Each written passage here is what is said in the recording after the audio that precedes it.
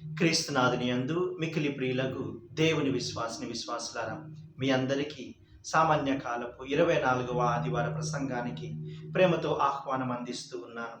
ప్రియమైనటువంటి దేవుని విశ్వాసులారా, ఈనాటి మొదటి పట్టణంలో యెషయా ప్రవక్త బాధామయ సేవకుని గురించి ఆయన ప్రవచనం చేస్తూ ఉన్నారు.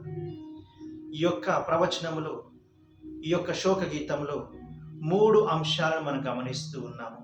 మొట్టమొదట, బాధామయ సేవకుడు ఎటువంటి బాధలు అనుభవించబోతూ ఉన్నాడు అని. అదేవిధంగా రెండవ అంశంగా, బాధామయ సేవకుడు బాధలు అనుభవిస్తున్నప్పుడు ఆయన యొక్క మనస్తత్వ విధానము, ఆయన యొక్క ఆలోచన విధానము ఎలా ఉంటుందో ఆయన చెప్తూ ఉన్నారు. మూడవదిగా, బాధామయ సేవకుడు బాధలు అనుభవిస్తున్నప్పుడు దేవుని యొక్క సహాయము అందుతూ ఉంటుంది అని, దేవుడు ఆ బిడ్డ యొక్క చేరువలోనే ఉంటాడు అని ఆయన ప్రవచన రీతిలో తెలియజేస్తూ ఉన్నాడు. మొట్టమొదటి అంశంగా, బాధామయ సేవకుని యొక్క బాధలు. బాధామయ సేవకుడు ఆయన యొక్క వీపు పైన కొరడా దెబ్బలు జూలిస్తూ ఉంటారంట. ఆయనని మోదుతూ ఉంటారంట. ఆయన యొక్క చెంప పైన కొడుతూ ఉంటారంట. ముఖము పైన ఉమ్ము వేస్తూ ఉంటారంట. గడ్డపు వెంట్రుకలు పట్టుకొని లాగుతూ ఉంటారంట. అవమానకరమైనటువంటి మాటలు అంటూ ఉంటారంట. ఆయనపై గేలి చేస్తూ ఉంటారంట. హేళనాకరంగా మాట్లాడుతూ ఉంటారంట. అనేక రకాలమైనటువంటి క్రూరమైన హింసలకు గురి చేస్తూ ఉంటారంట. ఇంత క్రూరమైనటువంటి హింసల సమయాలలో బాధామయ సేవకుడు మాత్రము మనోధైర్యాన్ని కలుగుతూ ఉంటాడంట. ఆయన ఇంత కూడా తన విశ్వాసంలో చలించిపోకుండా అచంచలమైనటువంటి విశ్వాసిగా నిలబడిపోతూ ఉంటాడంట. అమితమైనటువంటి ఆనందాన్నే ఆయన ప్రదర్శిస్తూ ఉంటాడంట. దేవుని యొక్క ప్రేమలో ఆయన యొక్క జీవితము తరిస్తూ ఉన్నది అన్న సంతోషాన్ని ఆయన వ్యక్తపరుస్తూ ఉంటాడంట. ఈ బాధామయ సేవకుడు బాధల్లో ఉన్నప్పుడు ఇదే అంశాన్ని అపోస్తలులు, అదేవిధంగా తొలి క్రైస్తవ సంఘాలలో మనం చూస్తూ ఉన్నాం. అపోస్తలులు యెరూషలేములో ప్రకటన చేస్తూ ఉన్నప్పుడు దేవుని గురించి, క్రీస్తే మెస్సయ్య అని ఆయనని అనేకమైనటువంటి బాధలు కలిగింపచేస్తూ సిలువలో కొట్టి చంపేశారు అని పేతురు గారు, యోహాను గారు అందరికీ వివరంగా వివరిస్తూ ఉన్నప్పుడు అది విన్నటువంటి ప్రధాన అర్చకులు, పెద్దలందరూ కూడా వచ్చి అలా చెప్పవద్దు అని గట్టిగా వారించారంట. అయినా వినకుండా చనిపోయినటువంటి క్రీస్తు పునరుత్థానమయ్యాడు అని, ఆయన ఏ లోక రక్షకుడై ఉన్నాడు అని వారు గొప్పగా ఎలుగెత్తి చాటు చెబుతూ ఉన్నప్పుడు వారి ఇరువురు కూడా పట్టుకొని వెళ్ళి కొరడా దెబ్బలు కొట్టారంట. క్రీస్తు కొరకు అవమానపడ్డప్పుడు, క్రీస్తు కొరకు కొరడా దెబ్బలు తిన్నప్పుడు ఈ ఇరువురు కూడా మిక్కిలిగా సంతోషించారంట. ప్రభుని యొక్క బాధలలో పాలు పంచుకుంటున్నందుకు మాకు సంతోషమే కలుగుతూ ఉన్నదే తప్ప మేము కొంతైనా కాని బాధను మేము పొందుకోవటం లేదు అని వారు ప్రస్తావిస్తున్నట్లుగా అపోస్తుల కార్యాలను మనం చదువుతూ ఉన్నాం. ప్రియమైనటువంటి దేవుని విశ్వాసులారా, ప్రతి ఒక్క సేవకుడు దేవుని యొక్క ప్రేమను చవిచూస్తూ, దేవుని యొక్క విశ్వాసములో స్వీయ పరిత్యాగము ద్వారా తనను తాను సంపూర్ణంగా సమర్పణ చేసుకోవటము ద్వారా దేవునితో ఆ బిడ్డ నిలబడే విధానము ఎంత ఉన్నతంగా ఉండబోతూ ఉన్నదో ఇక్కడ మనకు కనబడుతూ ఉన్నది. ఒక సేవకుడిగా నిలబడాలి అని అంటే దేవుని యొక్క కృప, దేవుని యొక్క అనుగ్రహము అవసరము. ఎందుకొరకనంటే ఈనాటి సుశిష్య పట్టణంలో క్రీస్తు ప్రభువే చెబుతూ ఉన్నారు, మనము దేవుని బిడ్డలంగా మారాలి అని అంటే మనల్ని మనం త్యజించుకొని మన సిలువలు ఎత్తుకొని ప్రభువుని వెంబడించాలి అని అంట. మనల్ని మనం త్యజించుకోవటం అనేది, స్వీయ పరిత్యాగం అనేది చాలా ముఖ్యము. అనగా మనల్ని మనం జయించాలి, మన కోరికల్ని మనం జయించాలి, మన ఆశల్ని మనం జయించాలి, మన ఆలోచనల్ని మనం జయించాలి. ప్రియమైనటువంటి దేవుని విశ్వాసులారా, దేవుని యొక్క ఆలోచనలకు స్పందించాలి అన్నా, దేవుని యొక్క ఉద్దేశానుసారంగా జీవించాలి అన్నా, దేవుని యొక్క మాటను బట్టి మన జీవితాన్ని అతి ఉన్నతంగా నడిపింపులో ఉంచుకోవాలి అన్నా మనల్ని మనం గెలుస్తూ ఉండాలి. ఆ తర్వాత ప్రభుని యొక్క మార్గములో అనేకమైనటువంటి బాధలు వచ్చినప్పటికీ సంతోషంగా ఆ సిలువను అదే విధంగా మన భుజస్కంధాలపై మోసుకుంటూ దేవుని యొక్క సత్య వెలుగును గురించి, సత్యవాకు గురించి అనేక మంది ప్రజలకు మనము ప్రబోధం చేయాల్సి ఉంటుంది. ప్రియమైనటువంటి దేవుని విశ్వాసులారా, ఈ ప్రచారములు మనకు బాధలు ఎదురవుతాయి, కష్టాలు ఎదురవుతాయి, అనేకమైనటువంటి వేదహింసలు ఎదురవుతాయి. ఇది క్రీస్తు ప్రభు చెప్పినటువంటి మాటయే. మీకు ముందు వెలిసిన ప్రవక్తలని సహితము ప్రజలిట్లే హింసించిరి, అయినా మీరు బాధపడవద్దు, ఆనందపడండి, మహా ఆనందపడండి, పరలోకంలో మీకు అతి ఉన్నతమైనటువంటి బహుమానము కలదు అని. ప్రియమైనటువంటి దేవుని విశ్వాసులారా, ఈ మాటను బట్టి మనం గ్రహించవచ్చు, ఈనాటి మొదటి పట్టణంలో యెషయా ప్రవక్త చెప్తూ ఉన్నారు, బాధామయ సేవకుడు బాధలు అనుభవిస్తున్నప్పుడు దేవుడు ఆ బిడ్డకి చేరువలోనే ఉంటాడు అని, దేవుడు అన్నీ కూడా గమనిస్తూనే ఉన్నాడు అని, దేవుడు అన్నిటికీ సరైనటువంటి సమయం వచ్చినప్పుడు సమాధానము చెప్తూ ఉంటాడు అని, మనకు ఆనందము కలిగించే విషయాలు దేవుడు మనము దేవునితో నిలబడుతున్నటువంటి మన విశ్వాసాన్ని బట్టి, విధానాన్ని బట్టి, దేవునిపై మనకున్నటువంటి నమ్మికని బట్టి మనకు పరలోకంలో నిత్య సంతోషపూరితమైనటువంటి స్థానాన్ని ఇస్తూ ఉంటే, ఎవరెవరైతే దేవుణ్ణి విడిచిపెడుతూ ఉన్నారు, దేవునికి విరుద్ధంగా బ్రతుకుతూ ఉన్నారు, దేవుని యొక్క సేవకులకు బాధలు కలిగింప చేస్తూ ఉన్నారు,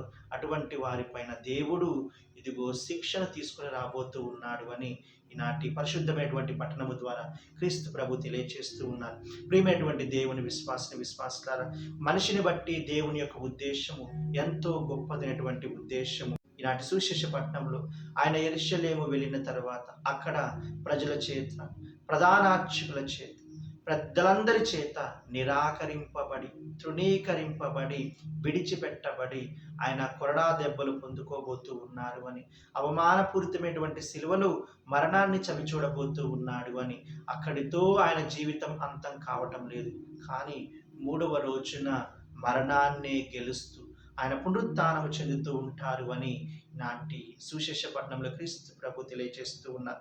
ప్రియమైనటువంటి దేవుని విశ్వాసులారా, ఈ కష్టాల వెనక, ఈ బాధల వెనక, ఈ మరణము వెనక మనిషికి అనుగ్రహాన్ని దేవుడు ఇస్తూ ఉన్నాడు. మనిషిని తనతో ఉంచుకోవటానికి, తనకి అతి చేరువలో బిడ్డను ఉంచుతూ దీవించటానికి, దీవెనలు అందించటానికి దేవుడు గొప్ప ప్రణాళికని రచిస్తూ ఉన్నాడు. ఆయనే స్వయంగా ఈ లోకానికి రావటము, ఆయన అందరి చేత నిరాకరింపబడి ఇదిగో అవమానపూరితమైనటువంటి సిలువలో మరణాన్ని చవిచూడబోతూ ఉన్నారు. ఈ విషయము ద్వారా అనేక మంది అవమానాలలో ఉన్నటువంటి వారు విడుదలను పొందుకోబోతూ ఉన్నారు. శోధనలో ఉన్నటువంటి వారు విడుదలను పొందుకోబోతూ ఉన్నారు. కష్టాలలో ఉన్నటువంటి వారు విడుదల పొందుకోబోతూ ఉన్నారు.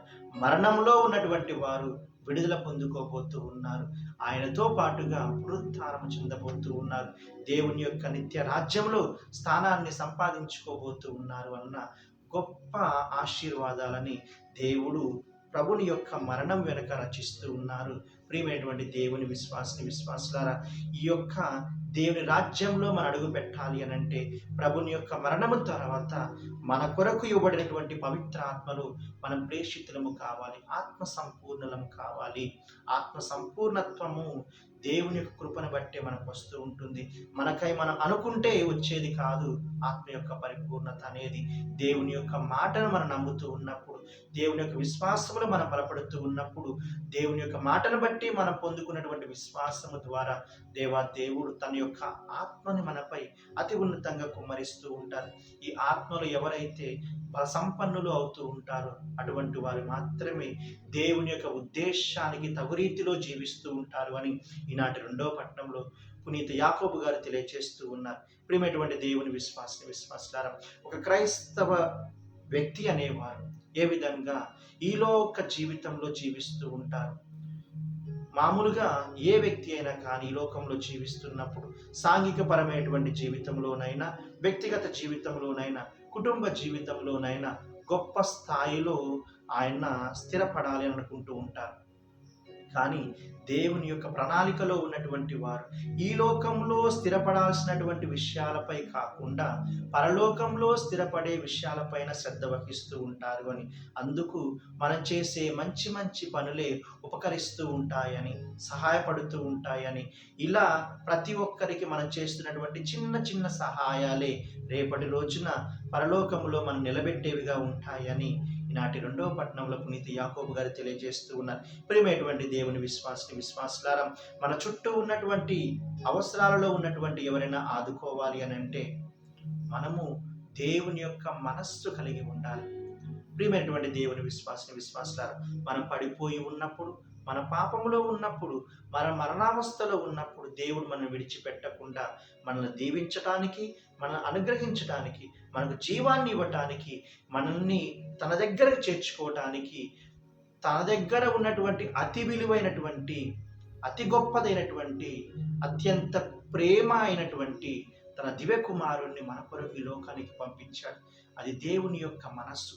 ఈ మనస్సులో ఎవరైతే విశ్వాసాన్ని పొందుకుంటారో, ప్రియమైనటువంటి దేవుని విశ్వాసులారా, ఇది మన దగ్గర ఉన్నటువంటి సొమ్ము. అది ఏ ఉద్దేశం కొరకు మనం సంపాదించుకున్నా కానీ, మన చుట్టూ ఉన్నటువంటి వారి యొక్క ఉద్దేశాల నెరవేర్పుకై మనం వినియోగిస్తూ ఉన్నప్పుడు దానిని బట్టి దేవుడు ఎంతగానో సంతోషిస్తూ ఉంటాడు. ప్రియమైనటువంటి దేవుని విశ్వాసులారా, ఇదే విషయాన్ని జక్కయ్య యొక్క కుటుంబంలో మనం చూస్తూ ఉన్నాం. జక్కయ్య తన సంపాదించినటువంటి సంపాదన నుంచి మొత్తం కూడా పేదలకి ఇస్తూ ఉన్నప్పుడు దేవుడు వెంటనే సంతోషిస్తూ ఉన్నాడు. నేడే నీ ఇంటికి రక్షణ వచ్చింది అని అంటూ ఉన్నాడు. అదేవిధంగా పరలోక ప్రవేశం చేయాలి అని అంటే నేను ఏం చేస్తే సరిపోతూ ఉంటుంది అని ఒక యువకుడు ప్రభువు చెంతకు వచ్చినప్పుడు, ఆ యువకుని బట్టి ప్రభు ఇచ్చినటువంటి మార్గం వల్ల ఒకటే, దేవుని యొక్క ఆజ్ఞలను బట్టి నీతిగా న్యాయంగా బతకమన్నాడు. ఇవన్నీ నేను అన్నీ చేస్తూ ఉన్నాను, చిన్నప్పటి నుండి కూడా చేస్తూ వస్తూనే ఉన్నాను అని ఆ యువకుడు ప్రస్తావించినప్పుడు క్రీస్తు ప్రభు అంటున్నారు, నువ్వు చేయాల్సినటువంటి కార్యం ఇంకొకటి ఉన్నది. వెళ్ళి నీ దగ్గర ఉన్నటువంటి ప్రతి ఒక్క సొత్తును కూడా అమ్మివేసి పేదలకు దానం చేసి తిరిగి వచ్చి నా శిష్యుడిగా మారు, అప్పుడు నువ్వు పరలోకంలో స్థానం సంపాదించుకుంటావు అని. ప్రియమైనటువంటి దేవుని విశ్వాసులారా, ఒక సేవకుని యొక్క మనస్సు సంపదపై కాదు, పరలోకముపై ఉండాలి. ఒక సేవకుని యొక్క మనస్సు ఈ లోకంలో వచ్చే పేరు ప్రఖ్యాతులపై కాదు, ఆత్మరక్షణలో ఉండాలి అనేది దేవుని యొక్క ప్రధాన ఉద్దేశమై ఉన్నది. కాబట్టి ప్రియమైన దేవుని విశ్వాసులారా, ఈనాటి పవిత్రమైనటువంటి దేవుని పూజలో మన అతి ఉన్నతమైనటువంటి మనసుతో ప్రార్థన చేద్దాం. క్రీస్తు ప్రభు ఎవరో అన్న విషయాన్ని మనం అర్థం చేసుకోవాలి అని అంటే ప్రభునికి చేరువలో ఉంటేనే ఆయన ఉద్దేశాన్ని బట్టి ఆయన ఎవరో అన్న సంగతి మనం అర్థం చేసుకుంటాము.